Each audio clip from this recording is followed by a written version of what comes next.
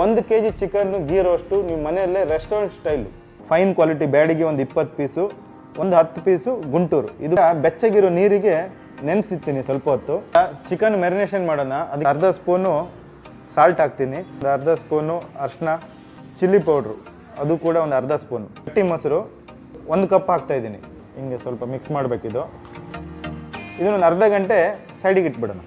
ಒಂದು 10 ಕಾಳಾಗುವಷ್ಟು ಮೆಂತ್ಯ, ಧನಿಯಾ 4 ಸ್ಪೂನು, ಚಿಕ್ಕದು 2 ಪೀಸು ಚಕ್ಕೆ, ಲವಂಗ 4 ರಿಂದ 5 ಪೀಸ್, ಜೀರಿಗೆ ಅರ್ಧ ಸ್ಪೂನ್, 1 ಸ್ಪೂನ್ ಕಾಳು ಮೆಣಸು. ಇದು ಮೆಣಸನ್ನಿಗೆ ರುಬ್ಬಬೇಕು ಇದು ಮತ್ತು ಮಸಾಲೆ ಎಲ್ಲ ಸೇರಿಸಿ.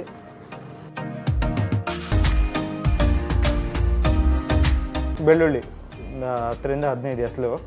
ಅದಕ್ಕೆ ಹುಣಸೆ ಹುಳಿ ಹಾಕ್ತಾಯಿದ್ದೀವಿ. ಇದಕ್ಕೆ ಸ್ವಲ್ಪ ನೀರು ಹಾಕ್ಕೊತೀನಿ. ಈ ಥರ ನೈಸ್ ಮಾಡ್ಕೊಳ್ಳಿ.